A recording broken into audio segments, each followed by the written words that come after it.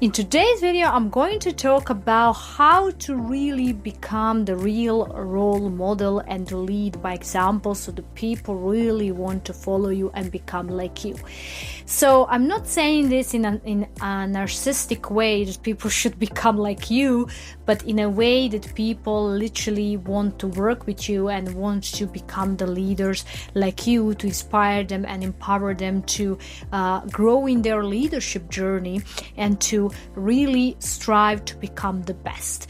Speaking about becoming the best and excellence, you can't demand excellence unless you model it. What do I mean by that? So your team really mirrors your habits, your behaviors, your consistency, your energy, literally everything.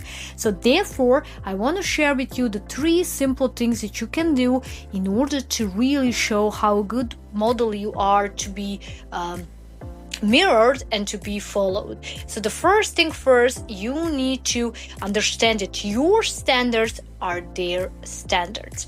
So don't tell, just show how you perform the task, how you do the task, how you literally go around throughout the day, how you set the goals, how you do the things, how you hold the meetings with them, and what is your ambition when it comes to achieving the goals, achieving the objectives of the organization and of the team. This is how your team is going to literally also look at those little things. Sometimes you might say, hey, but that's not true, we are not all the same, there are certain employees that who really don't care about it, and so on and so on. But trust me, when you keep repeating those things, when you are having these patterns as defined and kind of concealed, then people really subconsciously start modeling it without even realizing it. Because when you are observing certain things and then when you are seeing those things all over again constantly, you start literally believing in them, or you start doing them, even though maybe you're not even aware, or if you maybe don't have intention to do so, but we do so. And that's why the quote which says, is how you behave and who you become depends on who you spend time with, right? So we start becoming and modeling each other in a sense, depending on how we are in that certain environment and what we actually pick from those environments, right? Then that's the first thing. Second thing is also that your attitude determines the energy temperature in the room. What that means? It means like, if you are calm, the room is calm. If you are under stress and you are frustrated and you show it, the room burns. What that means, that if you have this attitude of panicking and doing the things in a certain way, then of course things get out of the control, and this is how also your team is going to be. So that's why I say like that leader's attitude really determines the energy in the room and how the environment is in essence, right? And this is the second thing. The third thing is also very important, is very in relation to the second point, which is basically how you behave, or what is your model behavior under the pressure.